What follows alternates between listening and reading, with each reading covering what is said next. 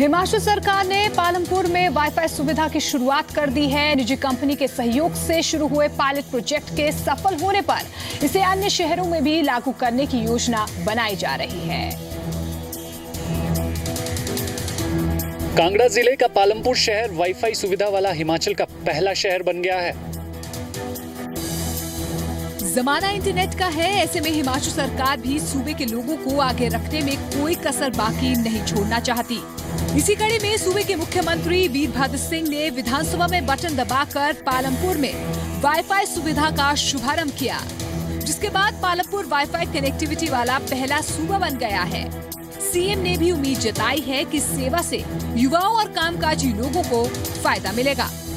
बहुत अच्छी शुरुआत है और हम चाहते हैं कि ये पालमपुर से शुरुआत हुई है, वो वहीं समाप्त ना हो, बल्कि अन्य जो हमारे डिस्ट्रिक्ट टाउन्स हैं वहाँ पर और जो हमारे गवर्नमेंट के उच्च महाविद्यालय हैं उन सब में हम जो शुरू में इस सर्विस को देना चाहेंगे। निजी कंपनी के साथ मिलकर शुरू की गई वाईफाई सेवा पायलट प्रोजेक्ट के तौर पर चलाई जाएगी। सफल रहने पर सूबे के अन्य शहरों को भी ये तोहफा मिल सकता है।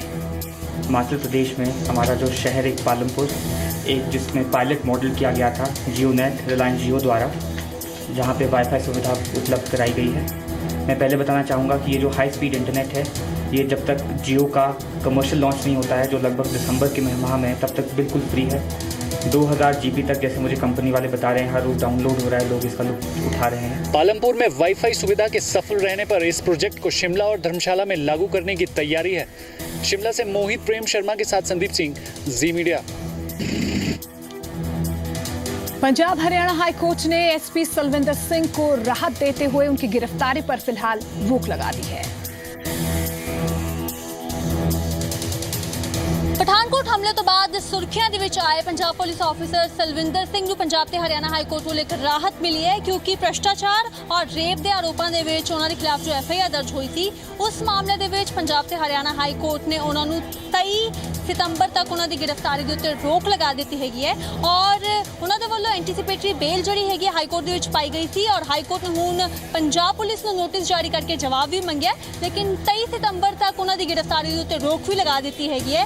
और तुहानूं ये भी दस दिए कि उन्होंने खिलाफ एक होर केस जिहड़ा हैगा वो चल रहा है, जिस दे विच 5 पुलिस मुलाजमां दे वालों आरोप लगाए गए ने वुमेन हरासमेंट के, और उसकी जांच जी हैगी वो लगातार चल रही हैगी है। लेकिन एक आरोप एक एफआईआर जी दर्ज गई थी उन्होंने खिलाफ, उस मामले में उन्होंने काफ़ी राहत मिली है, उन्होंने गिरफ्तारी तो रोक लग चुकी है। और नाल ही नाल हाईकोर्ट ने यह भी किया है कि वो पुलिस जांच के सहयोग करन और इस मामले की सुनवाई फिलहाल 23 सितंबर तक टल चुकी है और उन्होंने गिरफ्तारी से भी रोक लगा दी गई है। नेहा शर्मा, जी मीडिया, चंडीगढ़।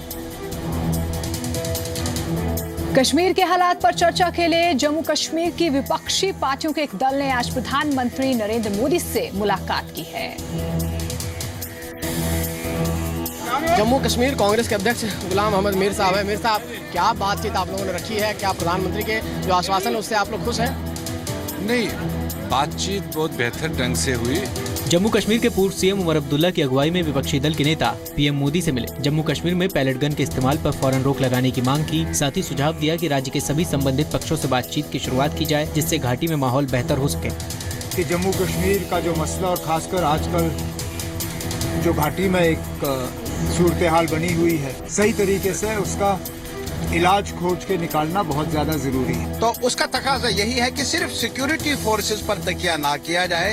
ये लॉ एंड ऑर्डर का ही मसला नहीं है, ये सिक्योरिटी कंसर्न्स का ही मसला नहीं है, ये एंगर, ये जो वहाँ बहरान है, क्राइसिस है, इसकी नवीयत पॉलिटिकल है। जम्मू कश्मीर में अमन बहाल करने के लिए, जम्मू कश्मीर में ये जो इस वक्त खून खराबा हो रहा है, पत्थरबाजी हो रही है, बाकी हड़तालों की वजह से लोगों की जो है मालो जान का नुकसान हो रहा है, अगर अपोजिशन में ये समझती है कि प्राइम मिनिस्टर और प्रेसिडेंट से मिलके वो इसका कोई हल निकाल सकते हैं, बहुत अच्छी बात है।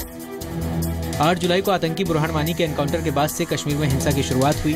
कश्मीर के बड़े हिस्से में पिछले 45 दिनों से कर्फ्यू लगा हुआ है, पब्लिक ट्रांसपोर्ट पर असर पड़ा है। हिंसा के बाद से बारामूला और बनिहाल के बीच ट्रेन सेवा ठप है। अब तक 65 लोगों की मौत हुई है, 2 जवान शहीद हुए हैं, करीब 7,500 लोग घायल हैं। अलगाववादियों ने 25 अगस्त तक घाटी में बंद का ऐलान किया है। और इनको उम्मीद है कि समाधान निकलेगा। जिस तरह से प्रधानमंत्री ने बात सुनी है और उस बातों पर अमल करने की बात कही है। रोहित त्रिपाठी, जी मीडिया, दिल्ली। जम्मू कश्मीर के बारामूला में सेना को बड़ी कामयाबी मिली है। जवानों ने आतंकियों के छिपने के एक ठिकाने का पता लगाया है। बारामूला में सुरक्षा बलों ने आतंकियों के ठिकाने से भारी मात्रा में हथियार बरामद किए हैं। जम्मू कश्मीर में लगातार आतंकी हमलों के बाद सुरक्षा बलों ने सर्च ऑपरेशन तेज कर दिया है। इस दौरान सेना को बड़ी कामयाबी मिली है। जम्मू कश्मीर के बारामूला में सेना को आतंकियों के छिपने के एक ठिकाने को नेस्तनाबूद करने में कामयाबी मिली है। सूचना के आधार पर चलाए गए सेना के सर्च ऑपरेशन के दौरान आतंकवादियों ने इस ठिकाने से काफी तादाद में हथियार बरामद किए हैं। यहाँ के जंगलों में मौजूद आतंकियों के इस ठिकाने से सेना ने कई मोर्टार, 25 मोर्टार बम, 10 grenade, 2 AK-47 magazine, 60 round magazine और एक वायरलेस सेट बरामद हुए हैं। सेना के मुताबिक सूबे में एक बड़े आतंकी वारदात को अंजाम देने के लिए इन हथियारों को छुपाया गया था। आपको बता दें कि पिछले 2 दिनों में सुरक्षा बलों ने 5 आतंकी मार गिराए हैं, जिसके बाद कई जगहों पर सर्च ऑपरेशन जारी है। सेना ने एहतियातन कई इलाकों में सुरक्षा कड़ी कर दी है। सर्च ऑपरेशन भी तेज कर दिया गया है। ब्यूरो रिपोर्ट, जी मीडिया। संगरूर के मलेरकोटला में एक पेपर मिल में विस्फोट होने से 2 लोगों की जान चली गई, जबकि कई लोग घायल हो गए। प्रशासन हादसे की जांच की बात कह रहा है। मलेरकोटला की एक पेपर मिल में हुए जोरदार विस्फोट से 22 लोग घायल हो गए, जिनमें से 2 घायलों ने दम तोड़ दिया। पंजाब के मलेरकोटला में एक पेपर मिल में दर्दनाक हादसा हो गया, जिसमें 22 लोग गंभीर रूप से घायल हो गए, जबकि 2 लोगों की मौत हो गई। संगरूर मलेरकोटला रोड पर बनी पेपर मिल में स्टीमर से संबंधित पार्ट के फटने से जोरदार धमाका हुआ, जिसके चलते गर्म पानी की वजह से कई लोग घायल हो गए। घायलों को पटियाला और मलेरकोटला के अस्पतालों में भर्ती कराया गया है।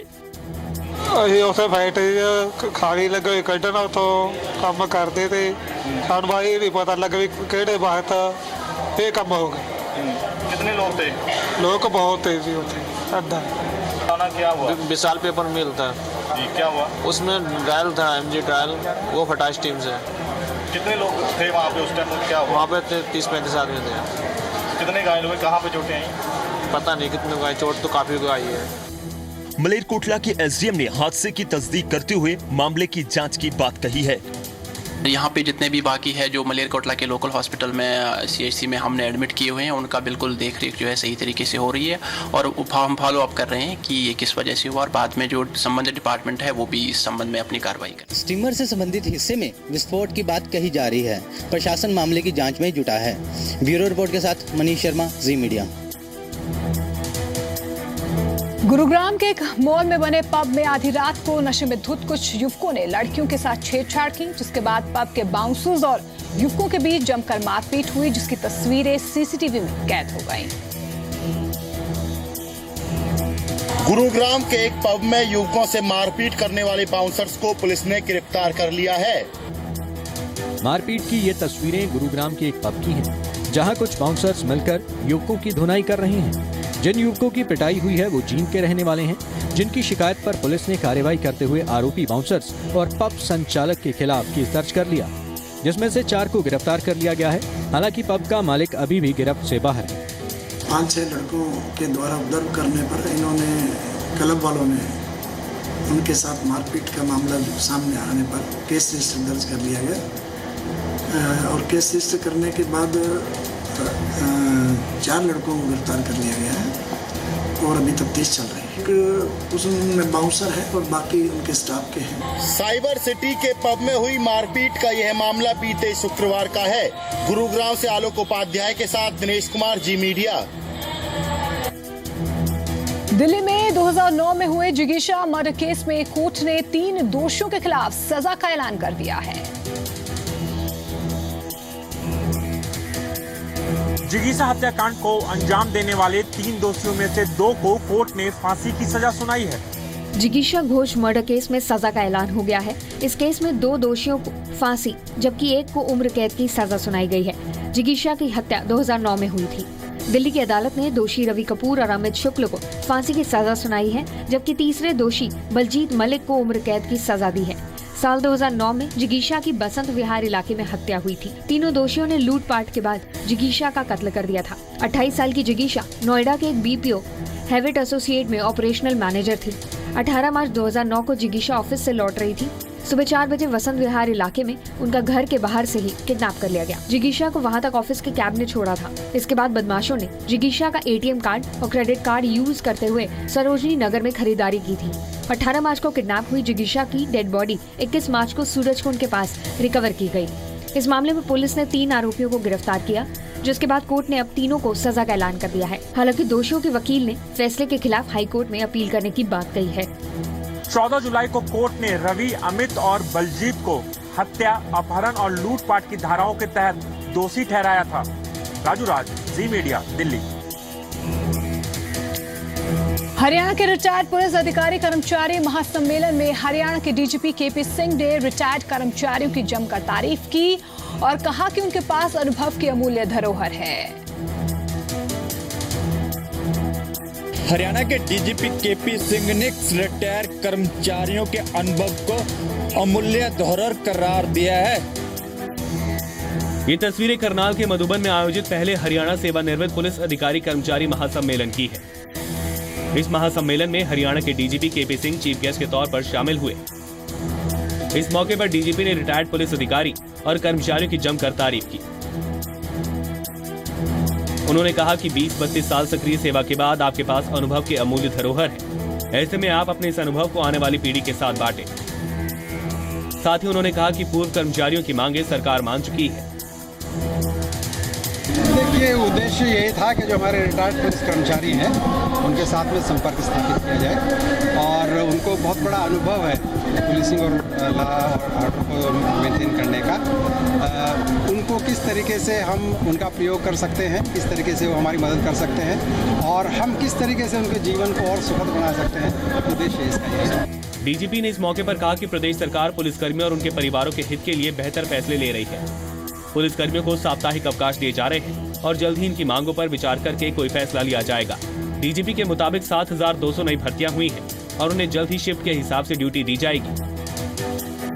हमारे ये 7200 के करीब पुलिस के सिपाही भर्ती होके आ रहे हैं। जैसे ही ये सिपाही हमारे भर्ती होके आ जाएंगे, शिफ्ट में भी ड्यूटी स्वीकार करने की घोषणा सीएम साहब ने 17 अगस्त को की थी, उसको हम लागू करने की कोशिश करेंगे। डीजीपी ने भरोसा दिया कि सरकार और विभाग पूर्व कर्मचारियों के हित के लिए काम कर रहा है। करनाल से कमरजीत सिंह विरक, जी मीडिया। बठिंडा का एक गांव सभी के आकर्षण का केंद्र बना हुआ है। क्या है इसकी वजह, ये खास रिपोर्ट।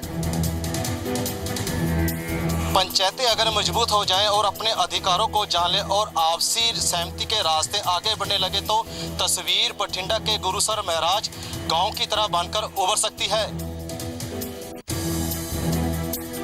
पंजाब के बठिंडा में गुरुसर महाराज गांव में हो रहा विकास अन्य गांव के लिए प्रेरणा और आकर्षण का केंद्र बना हुआ है। इस गांव में सभी लोग दलित समुदाय से संबंध रखते हैं, लेकिन गांव में सर्वसम्मति से सरपंच चुनने और आपसी सहमति से गांव के विकास के फैसलों ने यहाँ का नक्शा बदल कर रख दिया है। गांव में सीसीटीवी से निगरानी रखी जाती है। हरे भरे पार्क, सोलर लाइट्स और लोगों का आपसी मेल जोल यहाँ के विकास पर मुहर लगा रहा है। नहीं, सारे पिंड ਦੀ ਸਹਿਮਤੀ ਦੇ ਨਾਲ ਇਹ ਸਰਪੰਚ ਸਾਹਿਬ ਚੁਣੇ ਗਏ ਸੀਗੇ ਜੀ। ਇਹ ਰਿਟਾਇਰ ਹੋਏ ਸੀਗੇ। ਵੀ ਜੋ ਕੰਮ ਕਰੀ ਜਾਂਦੇ ਆ ਸਹਿਮਤੀ ਨਾਲ ਕਰੀਏ, ਭੈਣ ਭਾਈ ਦੀ ਸਹਿਮਤੀ ਨਾਲ। ਕੀ ਕੰਮ ਕਰਾਏ ਜੀ ਪਿੰਡ 'ਚ? ਕੰਮ ਜੀ ਗਲੀਆਂ ਪੱਕੀਆਂ ਕਰਾਤੀਆਂ, ਸਾਲੋਂ ਟੁੱਪਾਂ ਲਵਾਤੀਆਂ, ਕੈਮਰੇ ਲਵਾਤੇ, ਬਾਕੀ ਪਾਰਕ ਬਣ ਚੁੱਕਿਆ ਤੇ ਹੋਰ ਆਸੇ-ਪਾਸੇ ਸਫਾਈ ਆ ਉਹ ਵੀ ਕਰਾਈ। गांव में साफ सफाई पर खास जोर दिया जा रहा है। सीवर सिस्टम को और ज्यादा मजबूत किए जाने की तैयारी है। बठिंडा से गोविंद सैनी, जी मीडिया। प्रधानमंत्री नरेंद्र मोदी आज वीडियो कॉन्फ्रेंसिंग के जरिए अफगानिस्तान के काबुल में एक स्टोर पैलेस के उद्घाटन में शामिल हुए। बदलते वक्त के साथ अफगानिस्तान और भारत के रिश्ते गहरे होते जा रहे हैं, जो दोनों देशों के लिए मायने रखता है। पीएम मोदी ने अफगानिस्तान के राष्ट्रपति अशरफ गनी से बात की। पीएम ने इसे ऐतिहासिक कदम बताया। साथ ही कहा कि भारत के 125 करोड़ लोग हमेशा अफगानिस्तान के साथ हैं। Let me assure the people of Afghanistan that in your quest to build a prosperous Afghanistan and to bring peace, security and stability to your society, the 1.25 billion people of India, Indians and Afghans, have always been close friends. Today, we once again come together to celebrate yet another achievement of our friendship. Afghanistan के राष्ट्रपति अशरफ गनी ने कहा, समय के साथ भारत और अफगानिस्तान की दोस्ती और मजबूत हो रही है। भारत और अफगानिस्तान की दोस्ती की जड़ें समय के साथ और गहरी हो रही हैं। पीएम ने जिस स्टोर पैलेस का उद्घाटन किया वो काबुल के हिलटॉप में है। पैलेस को फिर से बनाया गया है। स्टोर पैलेस 1920 में अफगानिस्तान के राजा अमानुल्लाह खान ने बनवाया था। मशहूर स्टोर पैलेस को दारुल अमन पैलेस के नाम से भी जाना जाता है। स्टोर पैलेस का इस्तेमाल पहले अफगानिस्तान की संसद के तौर पर किया जाना था। पीएम मोदी ने यह भी कहा है कि इसी साल भारत, अफगानिस्तान और ईरान ने ट्रांजिट कॉरिडोर बनाने पर हस्ताक्षर किए हैं, जो आपसी भागीदारी में मील का पत्थर है। ब्यूरो रिपोर्ट के साथ यशराज, जी मीडिया। चंबा जिले से 80 किलोमीटर दूर सरकारी प्राइमरी स्कूल की बिल्डिंग को लैंडस्लाइड के चलते नुकसान पहुंचा है। इससे स्कूल के 2 कमरे टूट गए हैं, जिसके बाद बच्चे और टीचर दहशत में हैं। भारी बारिश और भूस्खलन ने लोगों का जीना जो दुश्वार कर दिया हुआ है। कहीं ना कहीं आपको हर दिन जो है बड़ी बड़ी खबरें देखने को मिल रही कि कहीं लैंडस्लाइड हुआ, कहीं घर टूट गए हैं। यही मामला आज एक और मामला सामने आया है। चंबा की राजकीय प्राथमिक पाठशाला कंगेला में जो है 2 कमरे टूट चुके हैं। भारी लैंडस्लाइड हुआ है। आपको तस्वीरें बताने के लिए काफ़ी है, क्योंकि ऊपर से पहाड़ी टूटी और पहाड़ी टूटने के बाद से जितने पत्थर थे, भारी भारी पत्थर इस 2 कमरों में आके गिरे और ये पत्थर जो है पत्थर 2 कमरों में आके टूटे हैं। और टूटने के बाद कमरे जो बेंच थे और जो सामान था स्कूल का, सारा टूट चुका है। जितना नुकसान स्कूल का हुआ है, लाखों में नुकसान जो है स्कूल में हो चुका है, ऐसा अनुमान लगाया जा रहा है। क्योंकि गनीमत ये रही कि जब ये हादसा हुआ उस वक्त स्कूल जो है ऑफ था, क्योंकि ये घटना जो है देर रात की हुई है और 2 कमरे स्कूल के टूट चुके हैं। काफ़ी सारा नुकसान हुआ है। बच्चे दहशत में है, टीचर लोग जो है दहशत में। उनको लगता है कहीं ना कहीं इस स्कूल में फिर लैंडस्लाइड होगा और ये लोग जो है इसका शिकार हो सकते हैं। अब ये लोग जो है और स्कूल का स्टाफ जो है सरकार और प्रशासन से यही मांग कर रहा है कि इनके स्कूल के लिए जो है उचित मुआवजा दिया जाए, ताकि ये स्कूल जो है अपना 2 कमरे जो खो चुका है उसे दोबारा बना सके, ताकि पढ़ाई यहाँ पे बच्चों की सुचारू रूप से हो सके। कैमरामैन तिलक सिंह के साथ मंजूर मोहम्मद, जी मीडिया, कंगेला। देश के कई राज्य बाढ़ से बेहाल है। प्रधानमंत्री नरेंद्र मोदी ने हालात पर चिंता जाहिर करते हुए हर मुमकिन मदद का भरोसा दिया है।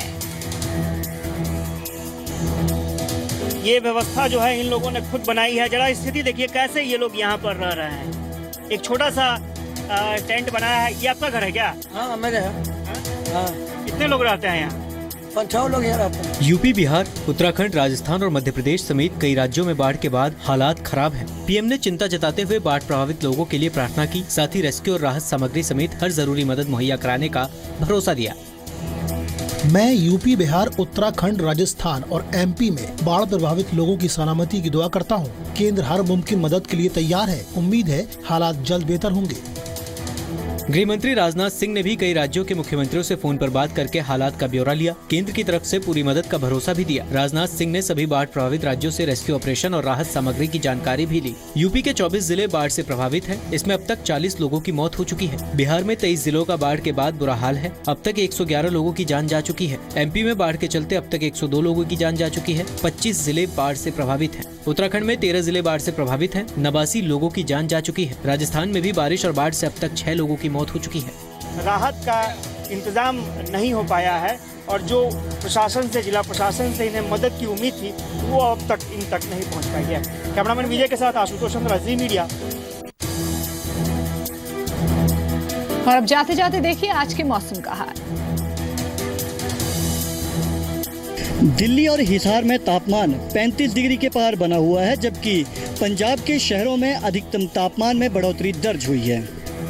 दिल्ली की बात करें तो यहाँ पर आज का अधिकतम तापमान 36 डिग्री सेल्सियस रहा, जबकि हिसार में भी अधिकतम तापमान 36 डिग्री सेल्सियस दर्ज किया गया, जबकि गुड़गांव में 34 और चंडीगढ़ में 35 डिग्री सेल्सियस तापमान रिकॉर्ड किया गया। पंजाब की बात करें तो अमृतसर में 36 डिग्री सेल्सियस, जबकि भटिंडा और जालंधर में 35 डिग्री सेल्सियस तापमान रिकॉर्ड किया गया है। वहीं पटियाला में आज का अधिकतम तापमान 34 डिग्री सेल्सियस रिकॉर्ड किया गया। हिमाचल की बात करें तो मनाली में 25 डिग्री सेल्सियस और शिमला में 26 डिग्री सेल्सियस दर्ज किया गया, जबकि धर्मशाला की अगर बात करें तो धर्मशाला में 28 और श्रीनगर में 30 डिग्री सेल्सियस तापमान रहा। शिमला का तापमान भी कई दिनों से 25 डिग्री के पार पहुंचा है, जबकि श्रीनगर के तापमान में 2 डिग्री की गिरावट दर्ज हुई है। ब्यूरो रिपोर्ट, जी मीडिया।